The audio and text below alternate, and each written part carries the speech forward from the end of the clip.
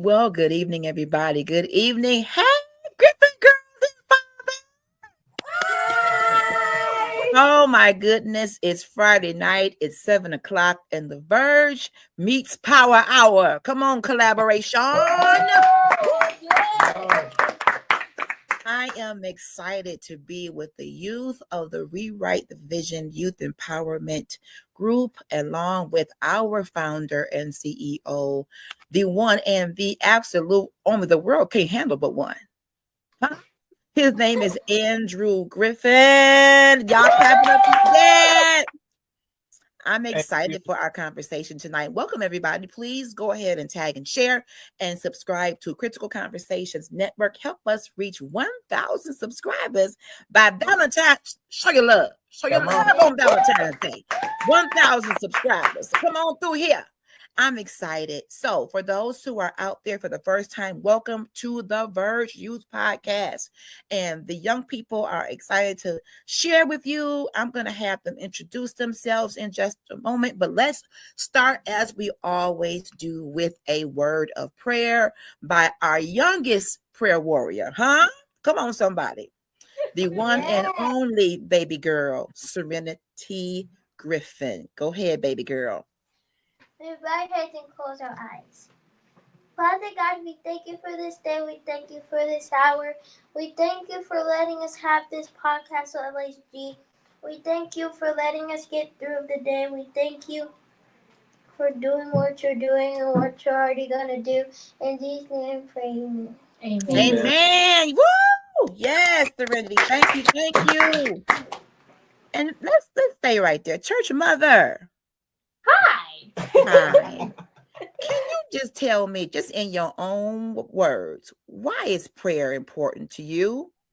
It's important because it sets the mood. It's a positive start to a day, and because when you start a day with prayer, you start the day with God, and I think it's important to start your day with a positive mindset.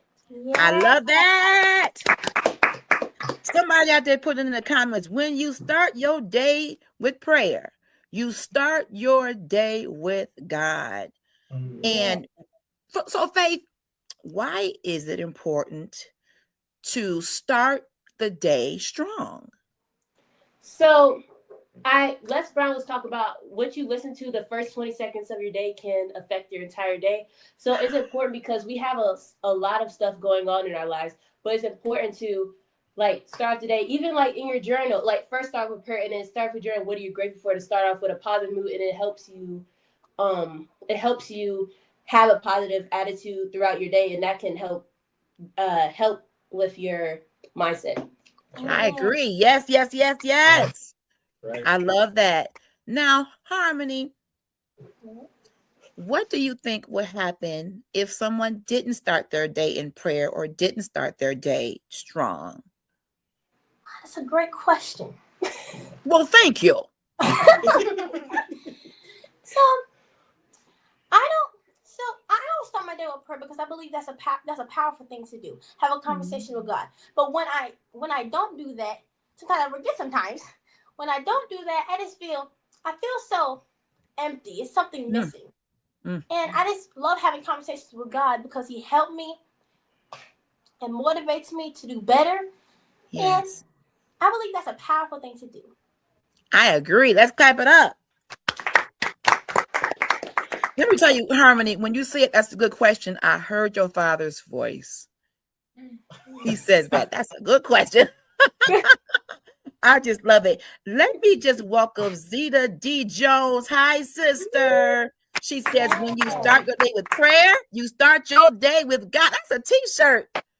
Oh, Church mother, I think you need to go on and copyright that right there. That's a whole merchandise line right there. My God, today. So I think it's important to begin your day in prayer. Some people use what they call meditation. Some people use what they call mindfulness. That's some of the little buzzwords that they're using out there now. But for me, it is prayer. It is my conversation with God. It is my emptying out so he can fill me back up. Because sometimes when you go to bed the previous night, if that day wasn't great and you carry that over into your sleep and you start getting restless, and then that next morning you're feeling heavy, prayer is like a shower. It's like that moment of cleansing where, Lord, whatever didn't happen right for me, first of all, Lord, thank you for giving me the gift of today. Because he could have just cut it on off and said, that's it. That's the conclusion.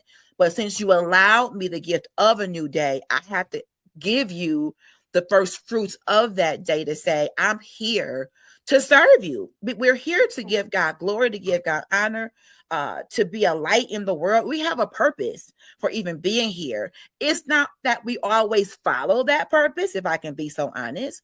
But if we get into that habit of beginning our day with God and in prayer, at least I say, Lord, thank you for giving me this day, and now I dedicate it right back to you.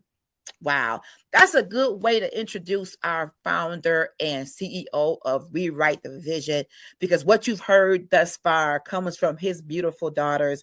I welcome you to the Verge, Andrew Griffin. Speak a warning. Good evening, sir. How are you?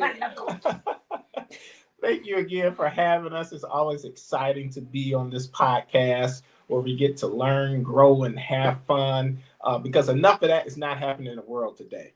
We're filled with negativity. Right when you get up, you go online and you see something, it's negative. Yes. The first thing you see on the news is going to be negative, because they understand that the more negativity they produce, the more viewership. But we're shaped in a world of negativity. And when you start your day with prayer, it's almost like starting your day with a reset button. Yes. And sometimes we have so much junk inside of us that we need to reset. Imagine that you can reset everything in your body, reset every cell, reset your numbers to where they're just flatline, they just perfect. And that's what prayer does. It gives you a chance to have a bit of gratitude moment. It gives you the ability to reset, and also just to listen, get quiet. Yes. What we need to do, just get quiet. God, he already knows what we need. I think sometimes we go in prayer as if we don't serve someone who knows already what we need. My God. And so when you spend that time, especially the first thing in the morning, you develop that habit, I think it just sets your day off to such an incredible, and people will look at you and they say, what's up with him? Why is he so positive? Because the start off was right. Yes. He said, I heard Eric Thomas say, he says sometimes when his day is going bad, when he first wakes up, he'll go back to sleep and wake up in another 2 hours. He said, let's reset this thing. No, because this day can't start off like this. And sometimes you have to go back and reset. Yes. I love that. I love that, Andrew. Yes, let's clap for that. Yes. And I think we get to the point where we feel as though when you press the reset button, like you're losing or you're failing. I think you're giving yourself an opportunity to be a human. Think about when you're using a computer and you're doing all you got to do on a different, applications, or on your phone or whatever. And it just stops moving. And then you got to cut it off and cut it back on because you need a reset. Y'all forgive my puppy. He ain't been cutting up all day. So forgive him. He need a reset. Even computers, phones, the most technologically savvy devices and people, and you need a reset. And the more we give ourselves the gift of a reset, I think that's what helps us do what I call this show. We grow, we sprout, we blossom, because we are giving ourselves a reset. When you don't give yourself a reset, you #crash and burn. You hit a wall, you get tired. And sometimes, let me just tell you this here, I give me a midday reset. Learn how, for those of you who get a lunch break at work, take one, leave the desk, walk around and reset. When it says pray without ceasing, I'm under my breath praying. They don't even know I'm just rocking and praying. They don't know. They don't know what I'm saying to God, in my mind, because it's so much, as your dad said, girls, negativity. Those negative posts go viral. Oh. Way bigger than the ones that we share about positive things happening in the community. You got to beg people to share positive stuff. But people fighting and throwing each other over the McDonald's counter. Oh, 16 million shares. But stuff that's happening good in the world, good in the community, good in families, things that are happening good for our spirit, good for our soul. It's hard to get folks to share that sometimes. That's why we have to share it. We have to be the change we want to see. So, Brother Andrew, since we have you, I want to allow you some time to update us on what's coming up. We want to talk about something very exciting. And before I do that, let me just remind people of what we do within this initiative when it comes to this team, empowering youth when it comes to mentorship and guidance, when it comes to being a part of their lives, not just Vacation Bible School, no shade to that, but making sure we are touching bases with them. That's why we try to do this once a month so that we can be with each other and have that conversation. Hi, goddaughter. Hi, Jamaica. Thank you all. Could you all please tag and share this? Next, we have leadership and skill development. When our youth are in our conferences and they get a chance to share their thoughts. If you've ever been in one of our conferences, we give them the mic. We give them a chance to be who they are, which teaches them how to articulate their thoughts and not be afraid to share the essence of who they are. Authentic leadership opportunities. These young ladies are a few of the executive producers of this podcast. Faith does our flyers. Shout out to Faith's edits. So yes, and little by little this year, LHG gonna be backing up a little bit more so my youth can go forth even more. I'm just here to help direct traffic, but they're going to be doing more leading, more interviewing, more getting guests together. I want to get Field of Praise up here with you all so we can share with them. So this is where we help cultivate those capabilities that they have as a leader. You heard all these ideas and different things that they say. Do you watch the Griffin girls online? Do you know the kind of motivation these girls are given? It's like next level. But look who their teachers are. Look who's investing in them. And we want to be able to do that for your youth out there as well. And creating a safe space. This space belongs to the youth, and I want them to always feel safe. We may start doing some things on Zoom as the topics may get a little bit more sensitive. We may start having some Zooms where it's kind of a little bit more, private, but still we can come together and talk about things that truly concern us that may or may not need to go across the airways just yet. I want us to have those inclusive chats and we can really get to the bottom of some things, have some prayer time, have some one-on-one crafts and things like that. So more to come. So Brother Andrew, what's coming up for you? Well, I'm very, very, very excited for Change Your Paradigm. March 14th at 3 o'clock. Conquerors Church. It's inside of Conquerors Church.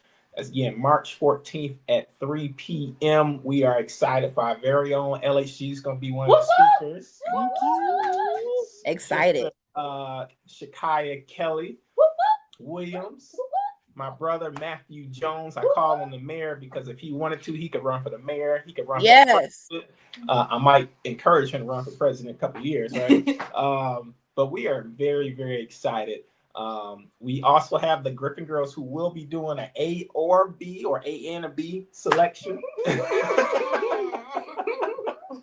I think they will just prepare for the A. So they might do a B. We'll see. But we're very excited. We're definitely going to honor some chosen individuals who've done incredible work in the community. That's one of the parts I'm very, very excited for, to honor leaders in our community.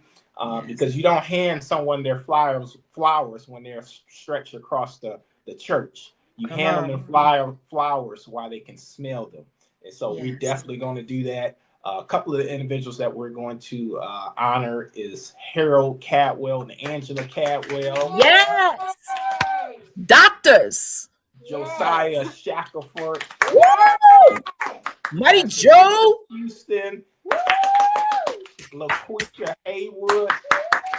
And there's a few more I haven't yet to mention, but we are excited. Those names will come out very soon. The rest of the individuals that we are honoring, but I'm excited about that event coming up. Me too. Let's talk about the importance of honoring people, and even going back to the importance of community. That's something that we have talked about, that this particular podcast platform is certainly built upon how we are able to draw strength from one another, no matter what lane God has graced you to be in. It's important, even definitely in this time, that we tap in. We can't be so siloed and separated and segregated that we are not willing to have conversations like this, to get to know who knows what, who does what. We shy away from that, and we're in our own little individual worlds. What do you find is the significance of honoring people and the connection in the community? Well, it was a story. I heard this a long time ago. Of this lady, she came into a funeral and she saw everybody crying and everybody screaming and yelling for the body that was in the middle of the church, which is understandable. And so she goes up there and she sees these flowers on the casket, and she runs back home because she stayed down the street. And she brings a pot of beans with her. She goes down the middle of the aisle and she places the pot of beans on the casket. And she says, if this individual can smell these flowers, they can definitely smell these beans. Which means don't wait until they're stretched, they can't hear you, to give them their flowers. Yes. Say what this person means to you. Sometimes your words gives them strength. It gives them the chance to keep on going. It gives them the chance and the courage to say, hey, what I'm doing is good. What I'm doing does motivate. And sometimes that even happens with a lot of leaders. A lot of leaders are 1 day, 1 hour away from giving up. It takes that one person to say, hey, you've changed my life, for them to keep going. You don't know how many they're so close to giving up. I'm sorry, brother. Go ahead. You just don't know how many times that they're that close to giving up. And one encouragement, because leaders need to be encouraged as well. Yes. Yes. Right. And I want to know, I think that's worthy of a conversation we're going to have to dive into. Where do leaders go when it's time to be replenished? Because not every leader trusts everybody. How do you establish that level of trust where you might be the pastor and everybody's coming to you?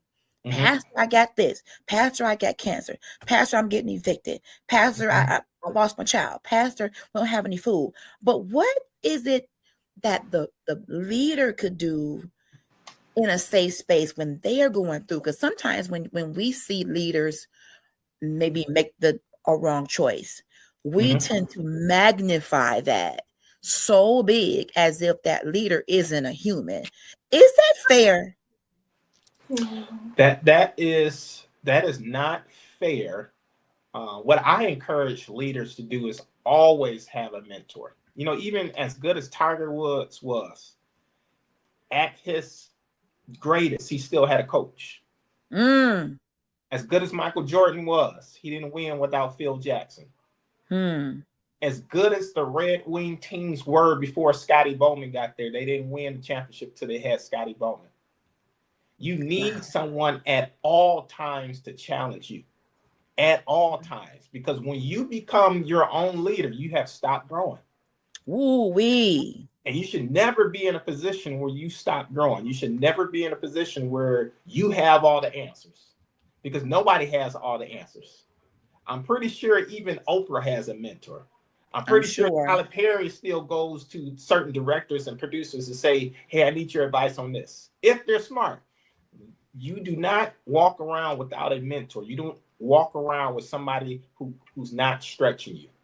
Not become a follower of somebody, but become a student. Because somebody, when you become a student of somebody, you take the success notes, the cliff notes, and you say, okay, this is work.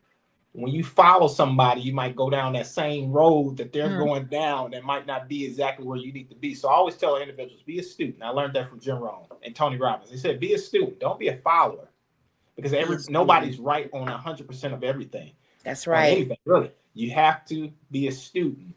And that's what kind of cuts out that getting drained, because we all go through something. We all need somebody there to, it's like you can't be a pitcher and see the whole picture when you're inside of the frame. You need somebody to step back and say, hey, let's make that adjustment. Let's make that adjustment. And I've heard it from the greatest, Steph Curry. He still has a shooting coach, and he's one of the greatest shooter, if not the greatest shooter in NBA history. He still has a shooting coach. He still has someone saying, hey, you should do this. Les Brown, one of the greatest speakers ever, still had a speaking coach, said, you need to do this, you need to do that. The great leaders never walk around without having covering from other great leaders. That's amazing. Wow. Let's clap for Andrew Griffin. He's always bringing the heat. Welcome, Coco Fenton. Hi, sister. Love you. Thank you all. If you're just joining us, welcome to the Verge Youth Podcast. My guests tonight, of course, are the Griffin girls. They are producers of the show, and their dad, the one and only motivational, transformational speaker, confidence guru, father-daughter coach, Andrew Griffin. Is it true that to be an effective leader, you should have been a student first, Andrew? Absolutely. Because in order to be a leader, you have to be able to be coachable. To be a coach, you got to be able to be coachable. You got to be able to find somebody who's done what you're trying to do, learn from them, and then be able to teach that to someone. Because when you're not a student at first, you really don't know how to break it down when you're a teacher. Because as a teacher, I'm supposed to simplify it enough where I understand it so I can teach it to someone. Wow. And until you're a student, you never develop. It's like a student is like a seed. Being a student is a seed. And you planting this seed in the ground. You're learning how to water it. You're getting the information to fertilize it and put it in sunlight. And you see it grow. Yes. Well, if you don't understand that process, how do you teach someone else to grow an apple tree? How do you teach someone else to have an orange tree or a tomato tree if you do not know the process? Yes. Because you're not a student. You're just, when the water comes, it's just going in mud. It's nothing's growing because you haven't been teachable to learn it first and to be able to teach it to other individuals. That's good. That's good. What qualifies someone to teach us? What are some of the things that we should look at if we see someone as our teacher? What do you think qualifies them to do that? So I'll even relate it to what you're doing. So we currently have a goal to grow the YouTube channel. Yes. To a certain number of subscribers. Yes. Who's credible? Okay, let's look at individuals who have 1,000 subscribers, who have 10,000 subscribers. And if they have a channel that's dedicated to teaching you how to do it, they're credible because they I can't teach anyone to have good relationships with their daughters if I didn't. I could not teach individuals how to have a decent relationship or a wonderful relationship with your wife because if I hadn't, right? So I can only teach what I do. It'd be hard for me to teach you how to play the bass, and I don't know how to play the bass. I know how to play the piano. And so the credibility comes, you see me do it. You see fruit. Yes, the fruit. You go to a tree, you only see branches, but you don't see any fruit. You just see dead branches and nothing's growing on it. Yes. If I'm a pastor and I say I'm gonna teach you how to have a whole lot of members, but I have 2, and I'm calling myself a bishop. It's true though. All right. And I remember walking into the store and I saw an old pastor friend of mine, and I used to play for him. And I said, "Hey, pastor," and he was like, "It's bishop." I'm like, "Oh, I got more kids. You got members." I didn't say it out loud, but that's what I was thinking. Who made you bishop? But that's some of the things we do now as a society. We just say we this without going through some of the steps, without being credible, without doing it. I can't give you a workout program if I don't go to the gym. Come on.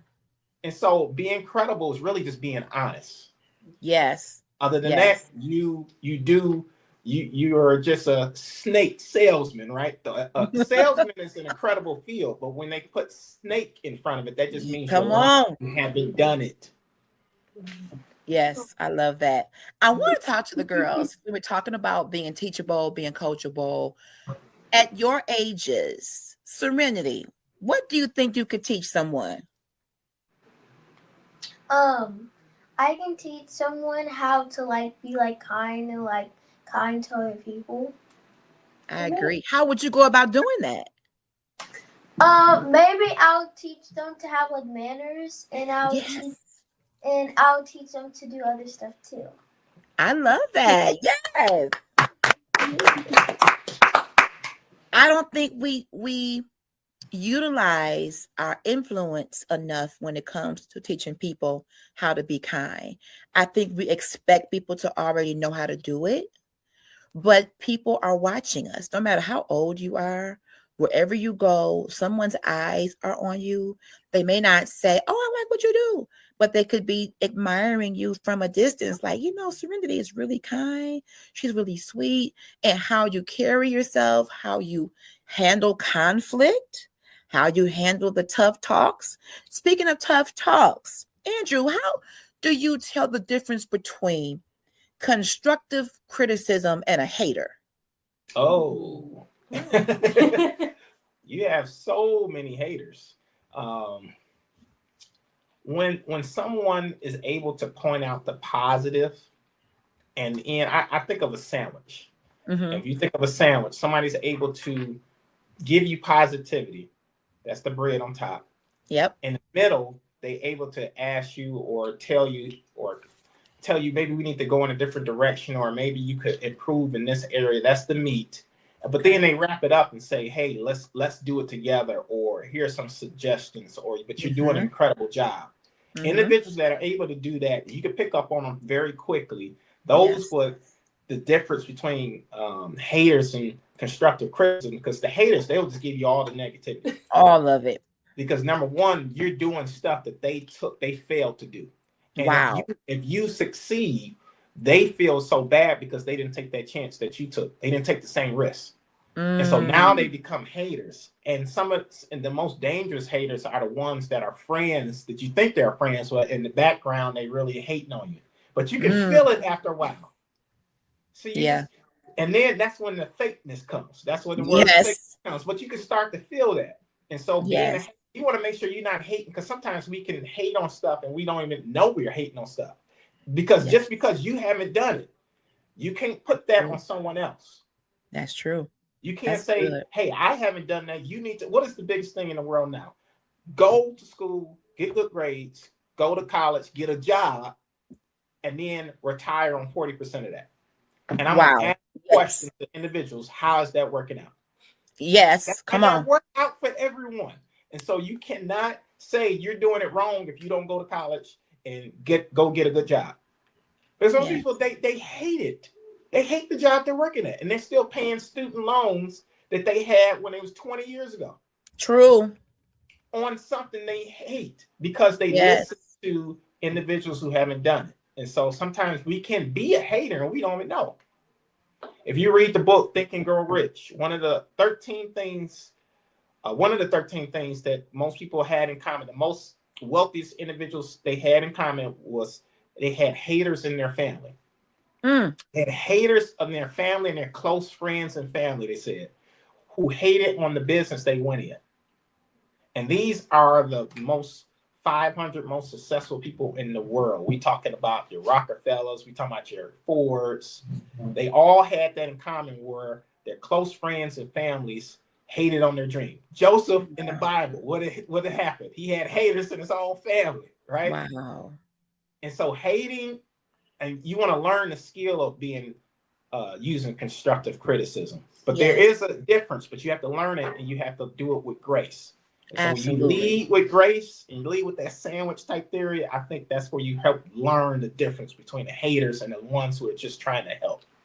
I love that. I love that. Church mother, tell me, if someone is delivering information to you, maybe they're trying to give you some suggestions or some constructive criticism, does it matter how they deliver that message? What would they be able to do to help you to accept it as opposed to feeling like bad about it? So I'll say you can say it like more like with kindness. You can say it with a smile. Don't say like that was absolutely terrible. Right.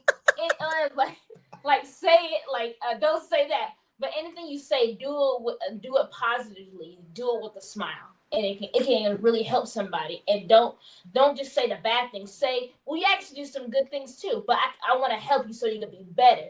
And that's always talk to people. Want them to be better. So. Yes, come on, clap it up. That was a whole revival, ladies and gentlemen. You just had a 30-second on church mother revival. Let me break down that because you just blessed me. As your dad was talking about the difference between the haters and, giving good criticism, you mentioned kindness and the intent behind it. The reason why you say it, if you're giving that to me because you genuinely want me to succeed, you know something I may not know. And you say, well, next time you go up there and sing that song, Tanya, maybe go in the right key. Because if you start too high and your voice is not going to handle it, you might, and I'm telling you, this is why I don't sing. This is why I can, but I don't, because the keys scare me. Okay? Now, my sister LaRoya, she can go in the rafters. I'm a female tenor. And don't hate on female tenors. Nope. I sung tenor for years in a couple different groups in my life. I come from a singing family, and I always sung the bottom note. So my voice has become naturally low. But here's the crazy part. I can either do extra high on some songs, extra low, but can't do the middle. Make it make sense. Oh. It's the crazy. It depends on the song. Yeah. Because if you get a Fred Hammond song, his sopranos part is going to be up in the trees. So it depends on the songs. I'm just being transparent. I have allowed fear to get between something I love to sing. And I may have to just one day, come on and sing with my girls. Oh, yes. So I can get my strength back. Y'all praying for me? Y'all praying for me? Yeah. I'm on planner. Next time, next podcast, we're gonna do it. You know what? Hold me to it, baby. Accountable. Okay. You have a theme song. You are your father's child. Hold me accountable in here. So yes, we're gonna write a song. We're gonna have our own intro. We're gonna sing it together, and we're gonna do it. Y'all ready? Yeah. We're gonna do it. Come on. Y'all heard it out there. Exclusive, y'all heard it. We are going to do that. And speaking of fear, I had a job interview this week. Oh, y'all, it was in person. It was about 5 or 6 people at the table. Now, I've done interviews. I've been the interviewer, so I shouldn't be nervous, but I was, because you don't know what they're gonna ask you. So, but I was ready though. So as they were talking to me, I just heard in my spirit, just be you.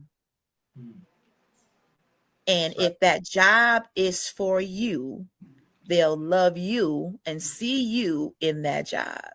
And that made me think of interviews so differently. The nerves are going to be there. But if you pretend to be somebody else, what good is that? Because at some point, you're going to get found out.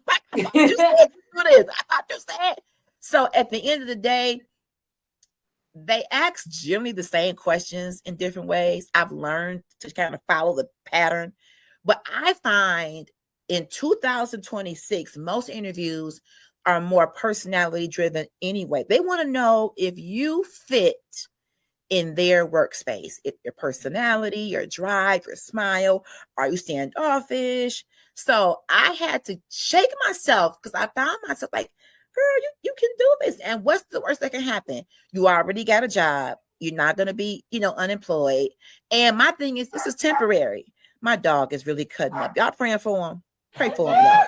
Butter Harris is cutting up. At the end of the day, this is temporary. I've asked God to make me an entrepreneur 100% of the time. So what I'm doing now really is a precursor to what I want to do. Zeta said, come on, Tanner, listen, I can go. Though the storms keep raging in my life. Yes. I could go low, honey. I could go low. But I'm saying that to say, when you're doing something, don't get so stressed to where you can't enjoy it. Right. It could be an interview. It could be a audition. It could be whatever. Get to that point where you're like, you know what? I'm who I am. God made me. And there's someone out there who wants to experience who I am and all of my greatness. So I'm not going to be scared. God has not given church mother. Yes. You got to take her to the Bible, girl. God has not given us that spirit of fear. And I'm loving the sound. Yes. Harmony, what does fear do to you? Did you call my name? Oh, she called my name. Have you ever been afraid? Yes, I've been afraid. Tell me what that's like. So I realized when I was afraid, it stopped me to do things that I really wanted to do.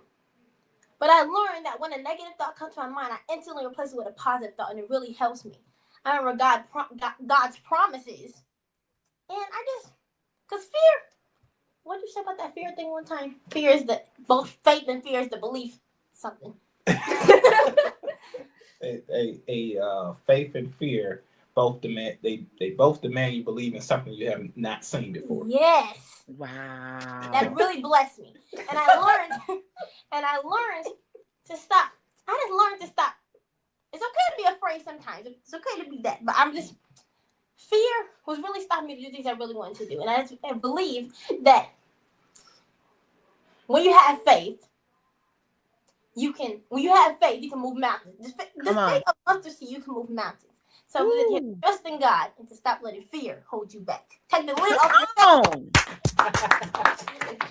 your Trust in God and stop allowing fear to hold you back. Has anybody, Faith, have you ever rode a roller coaster? Oh, yes. When you going up that first incline, are you a little fearful? Yes. Yeah. That feeling for me is like adrenaline. Yes, I'm afraid, but it's almost like a challenge. And I feel that when I speak sometimes, I could be a little nervous, because you got to get your groove. You don't know what the audience is. Are they going to like you? Are they going to smile? Are they going to frown? But when I'm going up that roller coaster, I'm thinking to myself, why did I get on this? Jesus, if you get me out of here, Lord Savior, blessed Savior. But I get on the roller coaster over and over, though. So I can't be that scared, can I? Sometimes, as Harmony was saying, some fear, I think we just gravitate towards. Because it's adrenaline, it's a rush. If you don't have any butterflies, as your father would say, something probably is wrong.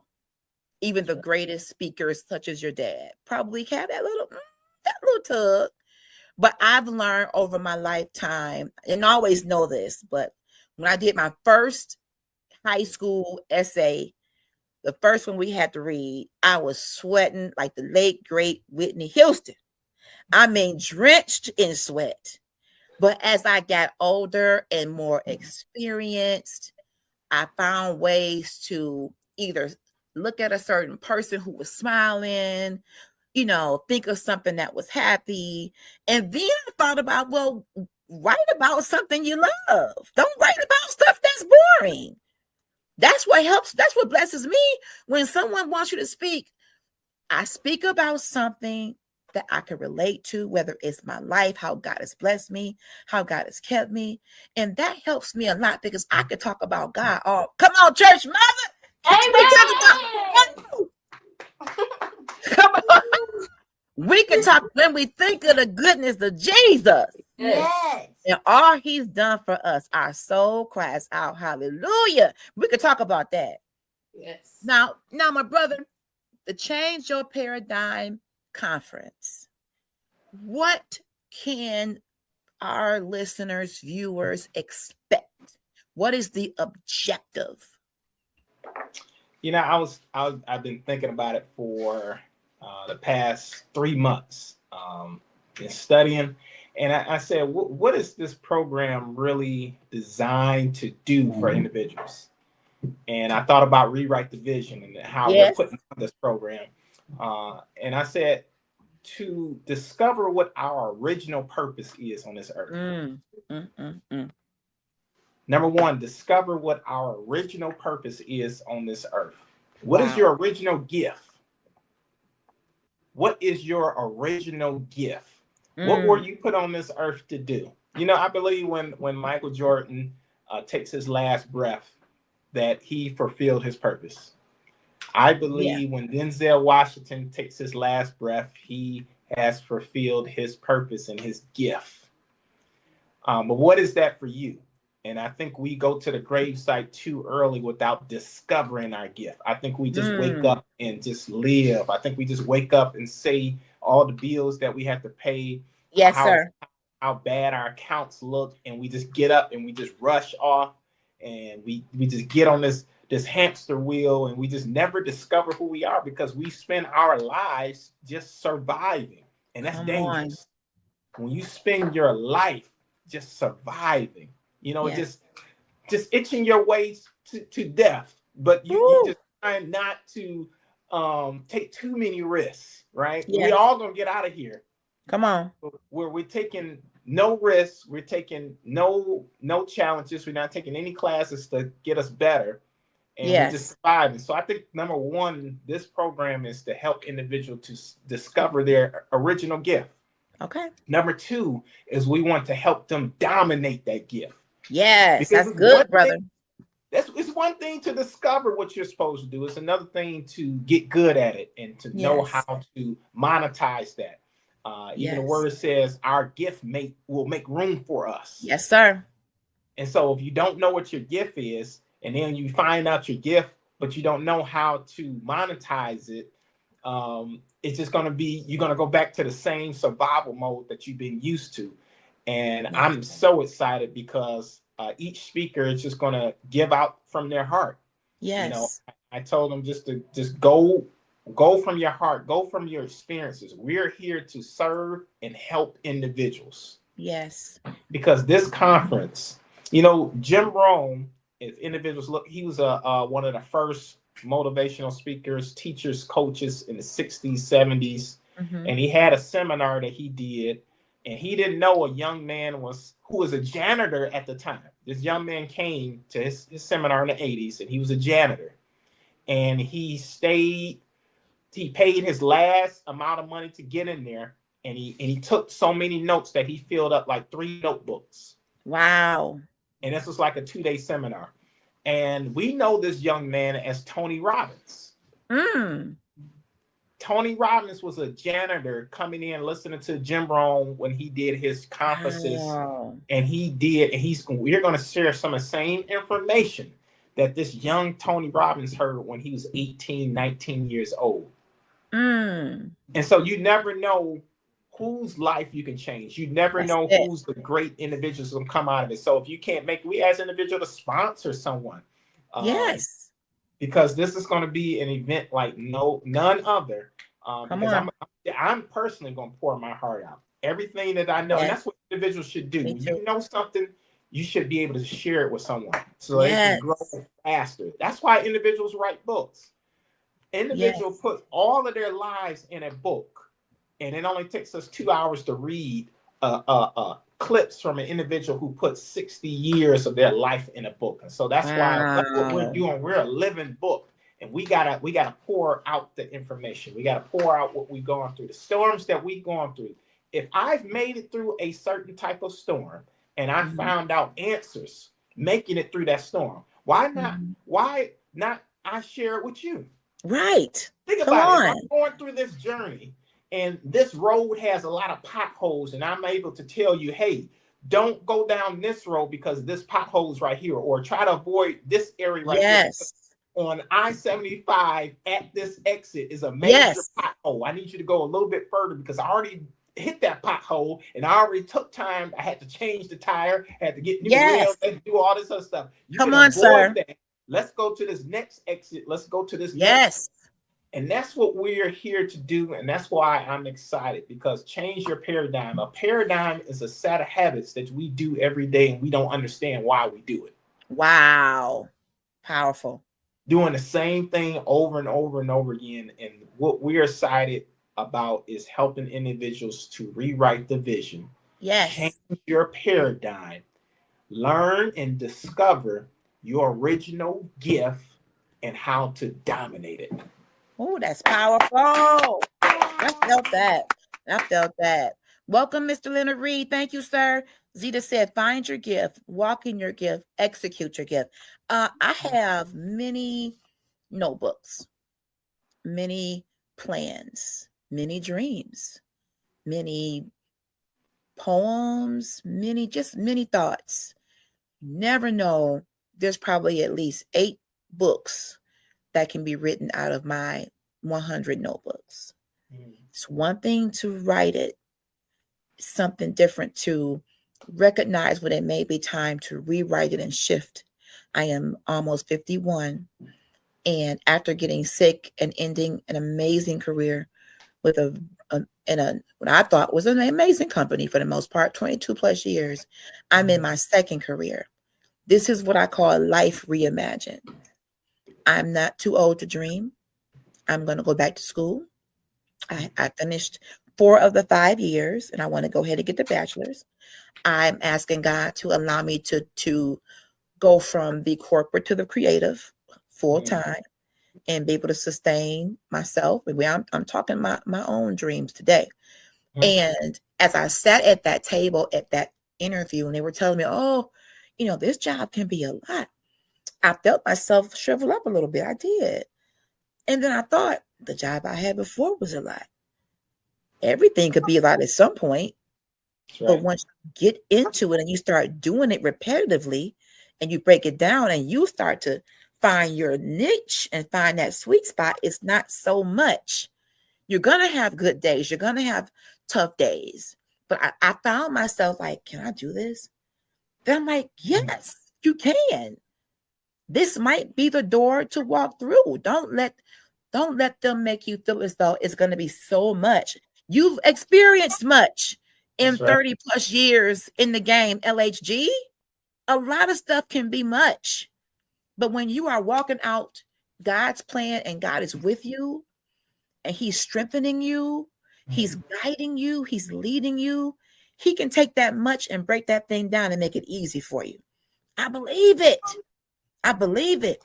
So as we prepare to close today's discussion, first of all, thank you. I cannot tell you how much joy being with you all brings me, and how many things you all teach me just from listening to you. Your children, but you're very advanced. So I thank you for always being so willing to share. I appreciate that. To all of our guests in the chat, please share, subscribe to CCN, help us reach our goal.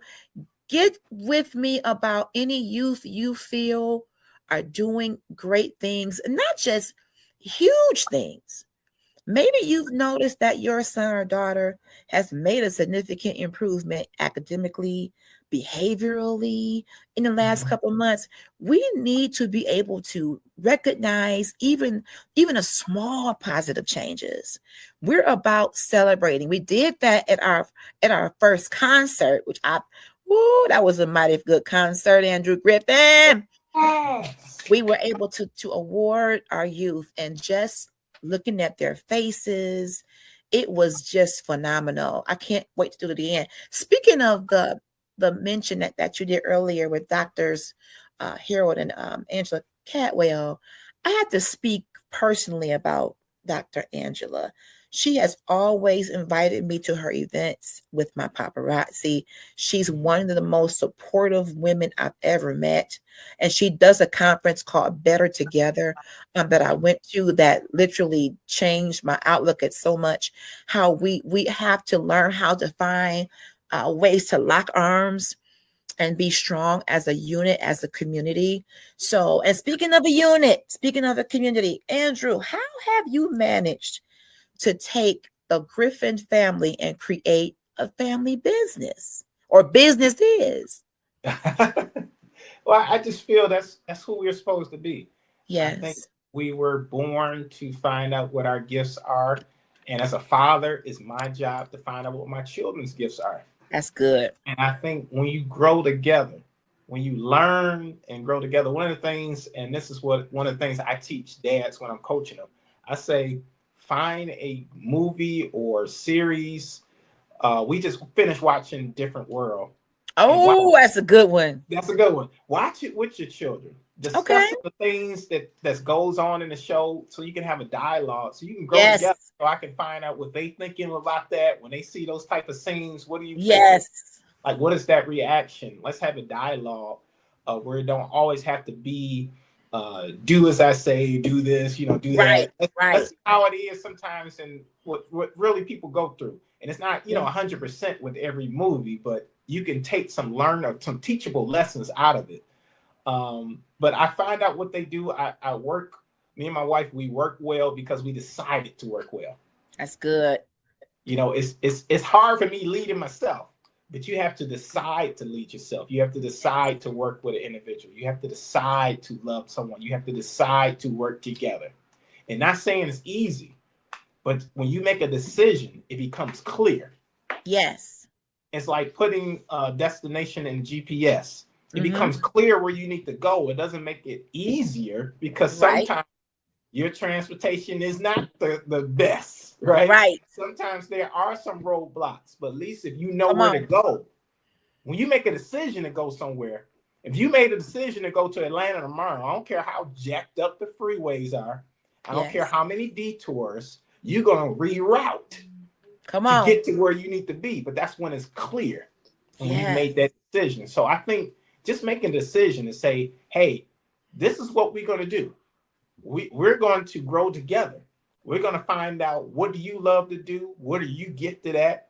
And we're going to build confidence and grow as a family. And I think all of us can grow and become our own business. We're our own business in any way, right? We're able to use our gift to help someone else, and they pay you for it. Yes. Your gift will make room for you, right? Come on. And just teaching that and just loving on your family, you're going to discover those things. I love that. That's powerful. Yes. Love it, love it, love it. Robin Robertson. Hi, sister. She says, hello, everyone. I remember you guys being at our church, KCC.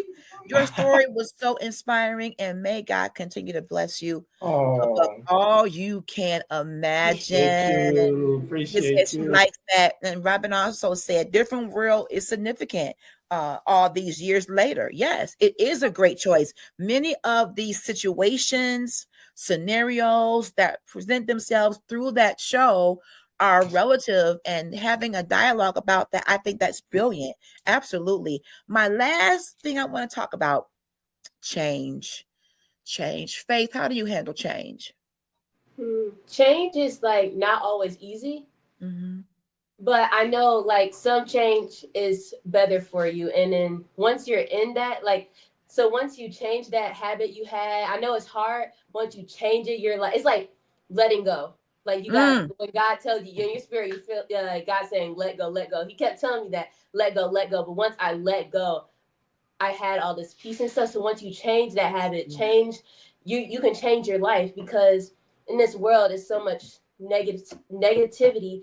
But if you're that one person that change the habits in your family, if your family is like, they have a habit, like generational curse, once you change it, once you decide to go God's way, you can change like the lives of many of your family to come. So I feel like change is hard, but it's really good.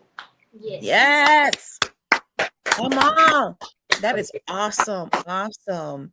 When I used to work, one thing that we said about change, the only thing that is consistent is change.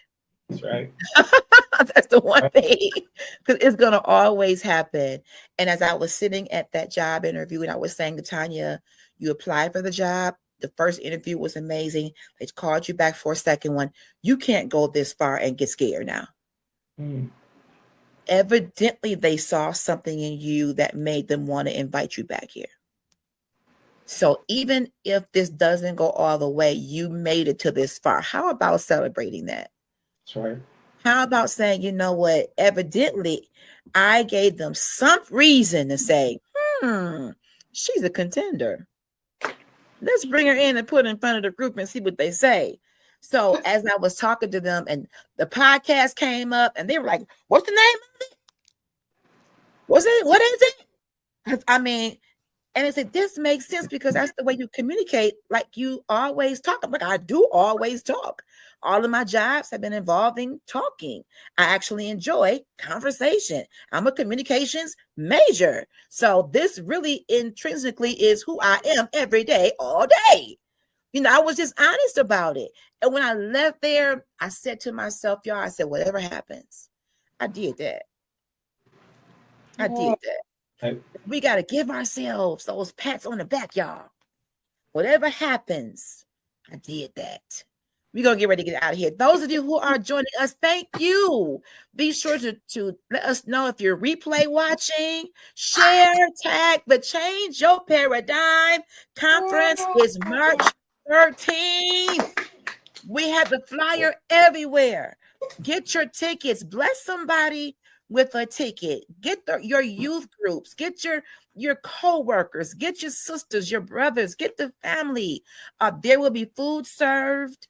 On the flyer is where you can submit your funding for your tickets to reserve your space. Do it now. Do not procrastinate. Do not hesitate. We're going to have a great time. If you have ever attended any conference that my brother has ever done, you know he leaves it all on that floor. He talks from the heart, and he does this with a genuine care and concern about making sure he shares his testimony. Hey, Pastor Elaine, making sure that what he has learned in his lifetime, he passes that on to other people. Do what you love and learn how to maximize that every single day. Robin says, that is so good. A door opened for me today and I got scared. But no. God gave me this opportunity, renowned this door, and with holy boldness, I am going through it. Faith and fear cannot coexist. Boom. Faith and fear cannot coexist. Yes. Pastor, I hope to see you in the room at the conference. I really do, because it's going to be amazing. I just believe that it's going to sell out. Don't wait. Grab your tickets, and anyone who you believe could use that encouragement, that push. This is a new year, new quarter, new season. This is the time you take the time by the reins and you say, I will manage my time correctly. I will use my time doing what God has purposed for me to do.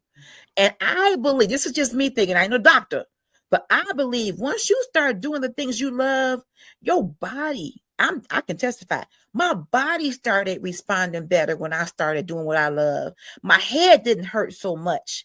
My back didn't hurt so much. I was able to forgive. So many things were released when I began to do what I love and not let anybody or anything stop me. So I'm going to let each of my girls have a final word, and we're going to allow Daddy Bear to have the final word and pray us out. So I'm going to start with baby girl. What would be something that you took away from tonight's topic? I learned about how don't let fear take over your enjoying time. Good. All right, Harmony. Yes. She said, yeah, come on with it, LH3. I really enjoyed tonight's podcast. It was really inspiring and it really encouraged me to do better. And I'm thankful for everybody that came on and supported us. And I'm thankful for my father. He spoke a word today. Didn't he speak a word today? Show enough word. Come on. Yes. And I really enjoyed myself. And I pray that you enjoy yourself too. So amen. Yes. Thank you, Harmony. We celebrate each other, and here y'all watching. We do a lot of good clapping. All right, church mother. So I learned to restart and let go and let God have his Hey, life. Yeah. And that's the thing. That's the things I took away from this podcast. all right. I like it when you shake your head like this. I learned to let go. I love it. Faith. I learned that you should be a student, not a follower, and learn how to let go and allow the change to come, because it could be the one thing you're missing in your life. Ooh, that's good, Faith. Yes. Let me go to the comments. Pastor says, yes. Love them all. So proud of them. She says, God bless you. I learned that I am blessed to know the Griffin family and to be able to have a good seat as I watch all the wonderful things that God does for each of you. It has been an honor, a joy to see you all just blossom in your lane, in your giftings, in your calling. Shout out to Zion Hope. I enjoyed myself. Whoop, whoop, whoop. Enjoyed myself Sunday. Got a chance to spend some time with Zion Hope, and it was amazing. Such hospitality, beautiful church, beautiful people, and the Griffin family is the musical department. Okay, they kept it together. Choir was amazing. My girls brought the house down. It was inspiring. So that's what I learned. I also learned that the reset button doesn't say I'm failing. It says I'm human. Yes. And I deserve. Thank you. I'm a human being.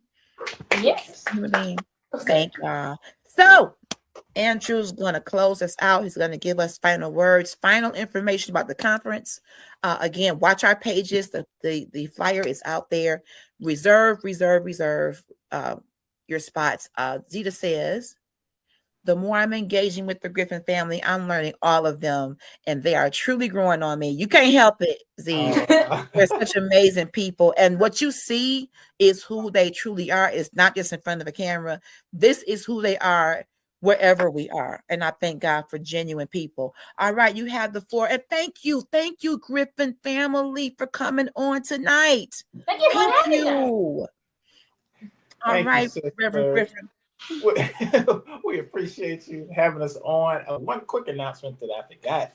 I didn't forget. I just want to make sure we announce it that Angel's birthday is this month of February. She has her own, instead of like the traditional party, every year, well, this is the third year in a row where she's having like a musical, right? She just loves to be in church on her birthday. So I'm gonna let her announce the date and where it's at, and then I would like for her to pray us out, since that's her gift. I'm telling you. Amen. So I would let her make that announcement. So my event is gonna be on February 27th. It's gonna be featuring youth. So if anybody have any youth, we're gonna have rehearsals on February 16th and the 24th, the 23rd at New Testament at 5:30 on Monday. So if you come out, that would be really awesome. And when is the party? When is the actual service? The event will be on the 27th of February. 27th. I got to put that in my phone. At 6:30. And that address is going to be 13311 Mac. Again, 13311 Mac. That's inside of New Testament Church. That's her grandfather's church. This is her third annual. What is it? Praise and worship. Praise and punchlines. No. Praise and worship. Yeah, praise. Hardy made up the name. Praise and say it again. Praise and punch. Praise the Lord. Praise and You worship said it was explosion. so much confidence. The 27th of February. Yes. Again, the address is 13311 Mack So retarded. Avenue, Detroit, Michigan. It's gonna be at 6:30. Not long, so maybe 6:30 to about 7:45. We're gonna get in, say happy birthday, sing a few songs, and encourage the youth, and just do what she loves. I love what they do. They do it with, I say, on your birthday, it's just do what you love to do. And that's what she chose to do, have a service, and that's what she loves. And I'm excited. We all are excited about it. So if you want to pray us out. God, thank you for this podcast we get to have. God, thank you for allowing us to spend time with one another. In Jesus' holy name, I pray. Amen. Amen. Amen. Thank you. I love you all. Thank you to everyone who joined us. Replay watchers, let us know you're here. You can comment and we'll respond. I love you all. Have a great night and a great weekend. Good night, everybody. Bye. Love you.